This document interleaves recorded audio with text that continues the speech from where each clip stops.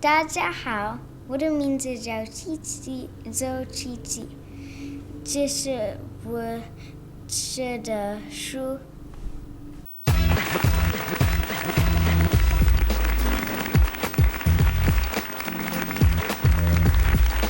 Please welcome 8-year-old Adora and her mom, Joyce, to the show. Welcome, them. Adora, let's talk about this. You have published this book, which is Flying Fingers, Master the Tools of Learning Through the Joy of Writing. And this is stories and writing tips from a 7-year-old author. You were 7 when you published this book. Yeah. Yeah? Do you think that's normal? Well, I guess it could be if everyone who is 7 published a book, but I guess not everybody does it. Not everybody does it. When did she start expressing an interest in writing? When did you learn how to read? Well, 3.5. She has always expressed interest in reading because my husband read to them all the time when they're just, babies. And at 3.5, she started reading on her own chapter books. And I didn't believe her. At 3.5? Yes. At first, I didn't believe her. She said, I can read to you. So, from that time on, she has always picked the books that higher than her level. When you go to the library, you always see the levels. She never go by that. She always go beyond. And then when did you go and buy this computer so that she started typing? You were how old right now? You're 8, right? Yeah. How many words a minute do you type? About 60 to 80 words per minute.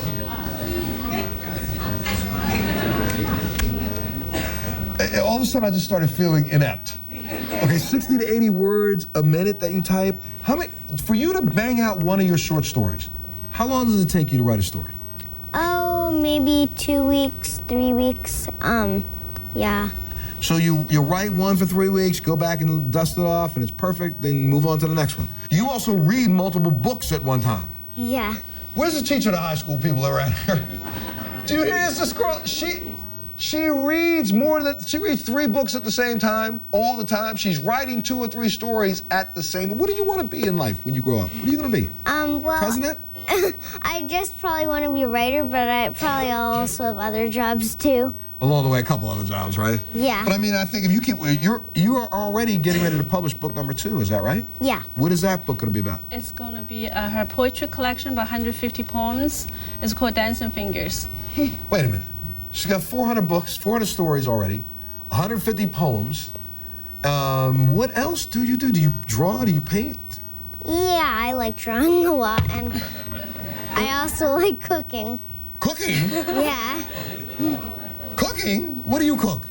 Oh, pizza, that kind of stuff, brownies. Brownies? You get in there and mix it all up? Yeah, with my sister. With your sister? Okay, so, all right, so you're cooking. Do you play piano? You play any instruments? Used to. Yeah. Used to. Now I dedicate most of my...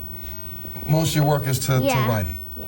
You're currently writing a story about a young prince, is that right? Yeah. See, I heard about this story. I like the... And just tell them what the story's about so they get to know it. Well, basically the story is about a young boy who, his father is a warrior and his brother is like a very warrior-like. But he's kind of a peaceful kind of person and he doesn't like war. And so he runs away and he meets lots of people and he learns about different cultures. And then I plan at the end of the story to make him like come back and become king and rule the most peaceful reign in the entire world. And right now you base the current tyrant king on what character? Well, an exaggerated version of President Bush. Wait, she said an exaggerated version of President, exaggerated. And this is all coming out of this brain? Yeah. When's the story going to be done, you think? Oh, maybe a few more days. The week, maybe. A few more, okay. She's been writing about 7 days, and that's about 12,000 words so far. 12,000 words in 7 days. When you finish it, can I see a copy of it? Can I read that story? Sure. I'm excited. Just send it to me. I might even put it up on our website so people can read it if you want me to. Okay. Is that okay? Ladies and gentlemen, give it up for Adora, please. Oh, wait.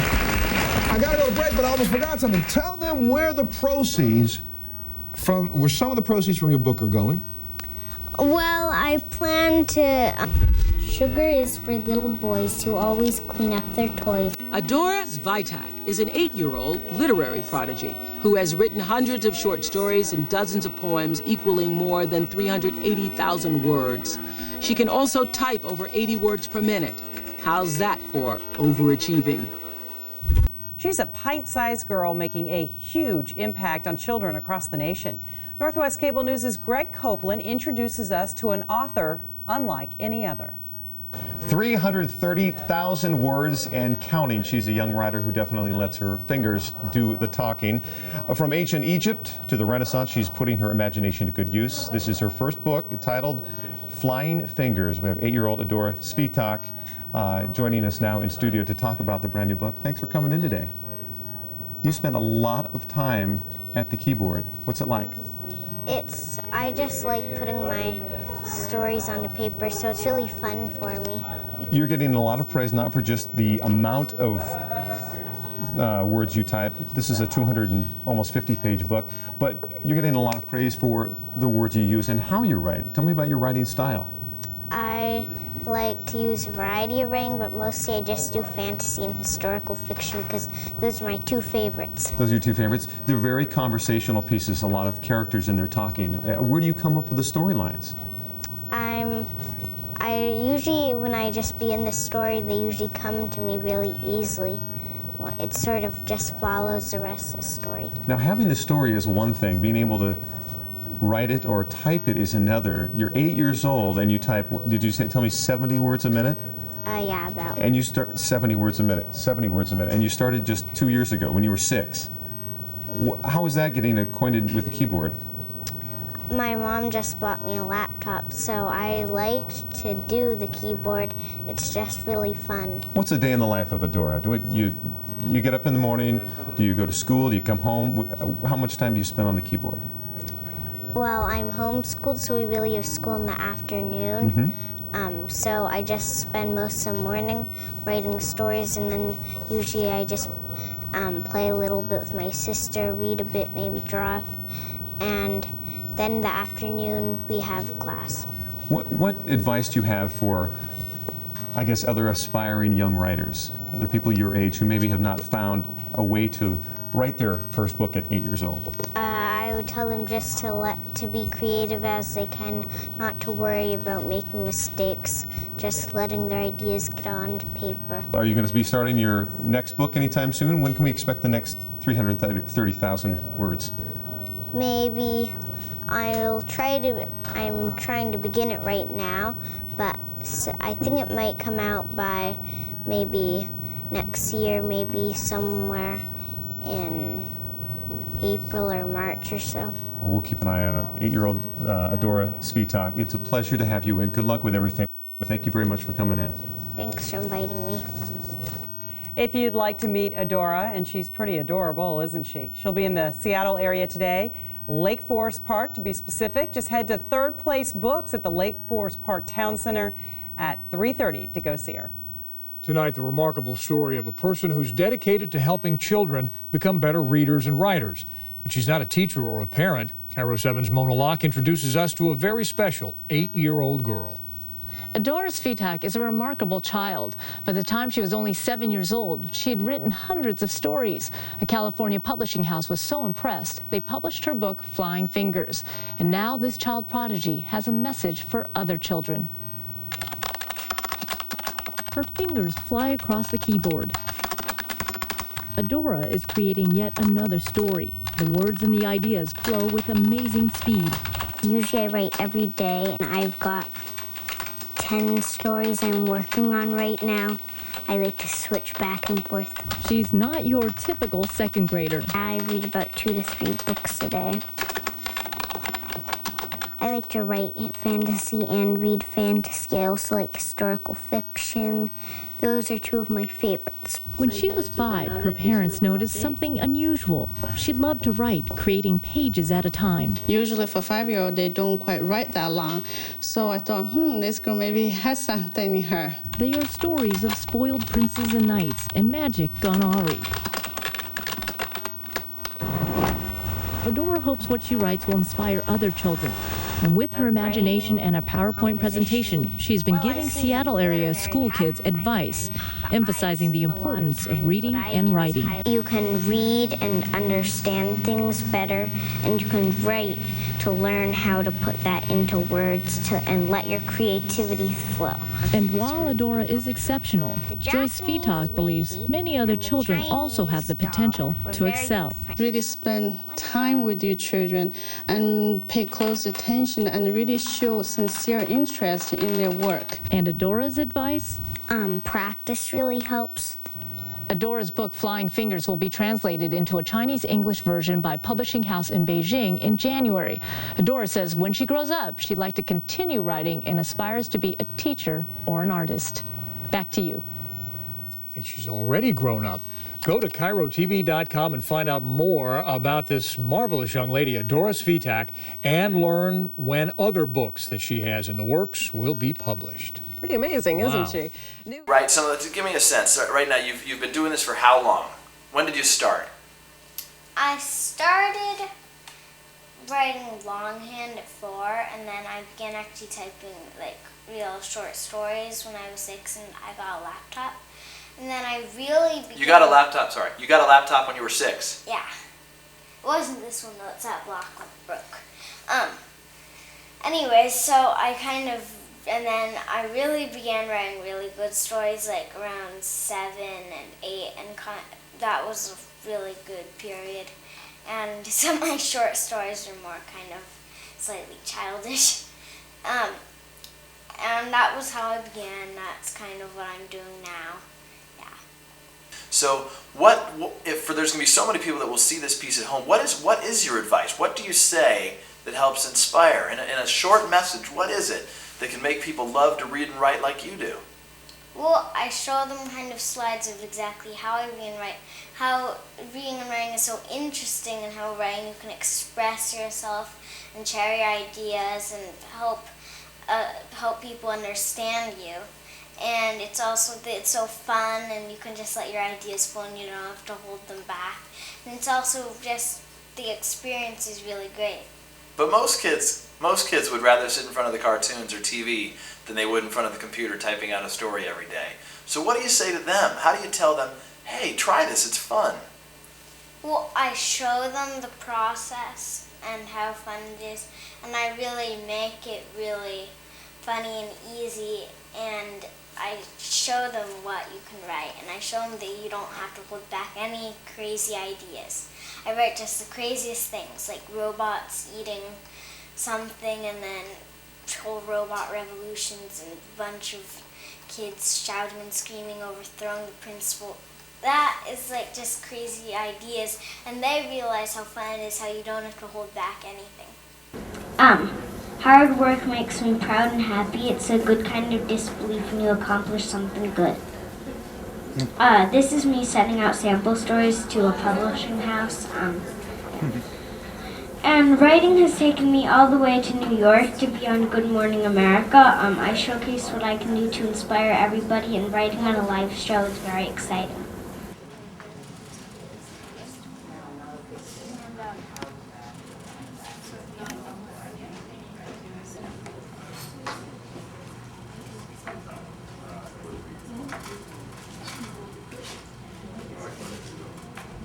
A good way to remember King Henry's 6 wives is to think of this little rhyme. We begin with divorced, who is Catherine, divorced her. So divorced, beheaded, Anne Boleyn. Died, Jane Seymour. And then another divorced, beheaded, and survived Catherine Parr, his last wife, who survived him. Went on to marry Thomas Seymour, who didn't love her as much as she did him. So, in any case, the ones in between were Anne Boleyn. There was also Jane Seymour, who died after giving him an heir, which King Henry was very pleased. They say that he loved her more than the other wives, maybe just because of that. So, next, after she died, he didn't marry again for 2 years. Then he wanted to make a good political marriage, so he married Anne of Cleves. She was a duke's sister, and and she did not speak any English, but Henry was very keen to see her, so he barged into her room, and Anne of Cleves was very rude to the fat man who entered, whom she had no idea was King Henry himself. So he called her a horse, divorced her, at which she agreed quite promptly. I mean, you don't want to stay somebody's wife after being called a horse. So he moved on to another wife. This was Catherine Howard. Catherine Howard was a distant relation of Anne Boleyn. She was very pretty, very lively, perfect in Henry's eyes. But he was dismayed to find that she had been married secretly engaged before she married him, and so her head rolled, and he moved on to Catherine Parr. Catherine Parr was very lucky. Henry loved her enough to keep her alive. She remained married to him, survived him. She also was remembered for bringing the Tudor family together. She was very kind to both Princess Mary, Elizabeth, Edward, and she pretty much was as much of a nurse to King Henry as his wife, because he was very ill and fat then. My friend Katie just kindly gave me this squishy ball, which I'll tell a story about. I'll begin with maybe the regular long ago or once upon a time, but beginning. Maybe once upon a time, in the faraway land of windowless board, there was a huge beefy man who looked somewhat like a squishy ball. He was a pot-bellied man, very bald, and talked with a cough always. He owned a large dog that also looked like a squishy ball and could be jumped on and rolled around without being hurt. And it was then that he bought a squishy ball itself. It felt like both of them. And so the squishy ball he did not know it was actually a magic squishy ball put there long, long ago before the war that split the country. It was placed there by the fairies, who were now never seen in that land. And these fairies had placed a magic so strong in it that the person who touched it, the first person who touched it, who had fairy blood in their veins, would burst into flame and rise up to the sky and pull down the clouds and put an end to the world. The Mona Lisa is very famous. It's also by a famous painter called Leonardo da Vinci. This comes up in the book, the very popular book, The Da Vinci Code. And here's what I think of the Mona Lisa. Personally, I think she looks a little sick. The color of her skin is just a little greenish yellowish, too greenish yellowish to me. But I think that she's pretty, maybe what would be considered beautiful. Her hair is of a classic color, and her dress is probably of the style of that time. Her hands rest on each other. Maybe she's hiding something behind them. And she has that smile on her face that seems just like the smile I give my sister when I'm smirking at her for knowing something she doesn't. And something nobody really takes much notice of is a little band right on her forehead. It's right by the hair right there. One time we were drawing it for our art class, and our teacher pointed out that little band. We were supposed to draw it. I think that Leonardo da Vinci did the wrinkles in her clothing very well. It looks quite realistic to me. I might, if this were my drawing, I might try to show more of her, a little more background, because I really like that background, but I'd kind of like to see more of it. Maybe a few other things in the picture, more of Mona Lisa. And that's pretty much what I think about the painting.